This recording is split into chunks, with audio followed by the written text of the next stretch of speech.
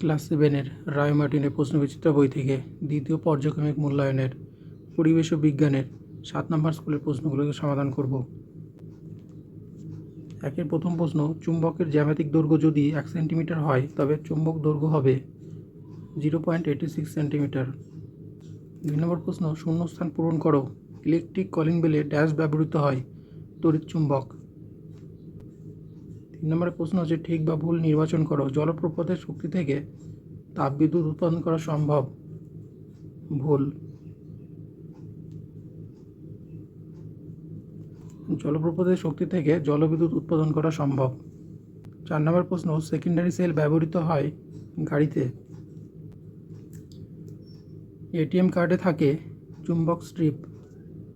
6 নম্বরের প্রশ্ন, শূন্যস্থান পূরণ করো। সূচিছিদ্র ক্যামেরার বস্তু ও ক্যামেরার দূরত্ব একই রেখে ক্যামেরার দৈর্ঘ্য বাড়ালে প্রতিকৃতি বড় হবে।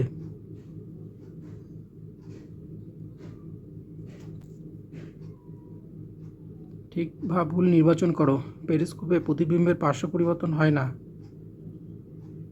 ঠিক। 8 নম্বরের প্রশ্ন, বাল্বের ফিলামেন্ট তৈরি হয় টাংস্টেন ধাতু দিয়ে। 2-এর প্রথম প্রশ্ন, চৌম্বক ক্ষেত্র কী? চৌম্বক ক্ষেত্র কী? কোনো চুম্বকের চতুর্দিকে যে স্থান জুড়ে চুম্বকটির আকর্ষণ বা বিকর্ষণ ধর্ম কাজ করে তাকে ওই চুম্বকের চৌম্বক ক্ষেত্র বলে। তড়িৎ চুম্বক কাকে বলে? তড়িৎ প্রবাহ দ্বারা কোনো চৌম্বক পদার্থকে, কাঁচা বা নরম লোহাকে, চুম্বকে পরিণত করা হলে ওই চুম্বককে তড়িৎ চুম্বক বলে। 3 নম্বরের প্রশ্ন, তড়িৎ প্রবাহের তাপীয় ফল বলতে কী বোঝায়? কোনো পরিবাহীর মধ্য দিয়ে তড়িৎ প্রবাহ হলে পরিবাহীটি উত্তপ্ত হয়ে ওঠে, এই ঘটনাকে তড়িৎ প্রবাহের তাপীয় ফল বলে। 4 নম্বরের প্রশ্ন, বৃষ্টির পর বিকেলের আকাশে রংধনু দেখা যায় কেন? বৃষ্টির পর বিকেলের আকাশে রংধনু দেখা যায় কেন? উত্তর এখান থেকে এই পর্যন্ত। এই উত্তরটা রায় মার্টিনের সহায়িকা বইয়ের 53 নম্বর এবং 54 নম্বর পেজে আছে। 5 নম্বরের প্রশ্ন, 1 জুল বলতে কী বোঝায়? এসআই পদ্ধতিতে কার্যের পরম একক হলো জুল বা নিউটন মিটার। 1 নিউটন বল ক্রিয়া করায় বলের অভিমুখে বলের প্রয়োগবিন্দুর সরণ 1 মিটার হলে যে কার্য করা হয় তাকে 1 জুল বলে। 3-এর প্রথম প্রশ্ন, আকর্ষণের পূর্বে আবেশ হয় ব্যাখ্যা করো। উত্তর এখান থেকে এই পর্যন্ত। এটা রায় মার্টিনের সহায়িকা বইয়ের 72 নম্বর পেজে আছে। 3-2, বৈদ্যুতিক সার্কিটে ফিউজ তারের ভূমিকা কী? উত্তর এখান থেকে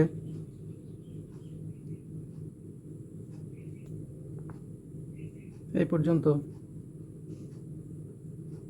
3-3, এলইডি এর মধ্য দিয়ে তড়িৎ প্রবাহ যাওয়ার সময় কোন শক্তি কোন শক্তিতে রূপান্তরিত হয়? উত্তরটা দেখো এখান থেকে এই পর্যন্ত। 3-4, বায়োগ্যাসের সুবিধা ও অসুবিধাগুলি উল্লেখ করো। বায়োগ্যাসের সুবিধা, উত্তর এখান থেকে এই পর্যন্ত। এই পর্যন্ত। এই উত্তরটা রায় মার্টিনের সহায়িকা বইয়ের 125 এবং 26 নম্বর পেজে পেয়ে যাবে। লাইফ সায়েন্সের 1-এর প্রথম প্রশ্ন, মূলের ডগায় উপস্থিত টুপির মতো অংশকে ড্যাশ বলে? মূলত্র বলে। 2 নম্বর প্রশ্ন, দুটি পর্বের মাঝখানের অংশকে ড্যাশ বলে? পর্ব মধ্য বলে। 3 নম্বর প্রশ্ন, একটি গুচ্ছিত ফলের উদাহরণ হলো আতা ফল। 4 নম্বর, একটি আদর্শ ফুলের 4টি অংশ থাকে। 5 নম্বর প্রশ্ন, সেপটিক ট্যাঙ্কের ভিতর থেকে যে বিষাক্ত গ্যাসটি নির্গত হয় তার নাম হলো H2S। 2-এর প্রশ্ন আছে বাম স্তম্ভের সঙ্গে ডান স্তম্ভ মিলিয়ে লেখো। 2-এর বাম স্তম্ভের সঙ্গে ডান স্তম্ভ মিলিয়ে লেখো। মোটরের পত্রাকর্ষ সি অপশন হবে আরোহণে সাহায্য করে।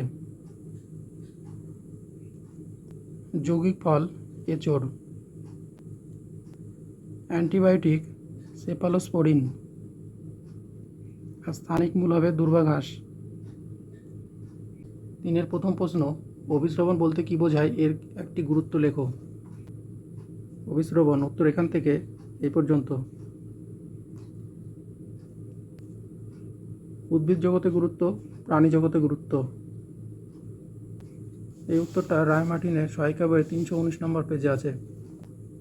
3-2 উদাহরণসহ রূপান্তরিত কাণ্ড বলতে কী বোঝায় লেখো। রূপান্তরিত কাণ্ড কাকে বলে? উত্তর এখান থেকে এই পর্যন্ত। রূপান্তরিত কাণ্ডের প্রকারভেদ: মৃদগত কাণ্ড, অর্ধবায়বীয় কাণ্ড, বায়বীয় কাণ্ড। উদাহরণগুলো দেখে নাও, অনেকগুলো উদাহরণ এখানে দেওয়া আছে। পরাগ মিলনের দুটি সমস্যা উল্লেখ করো। পরাগ মিলনের সমস্যা: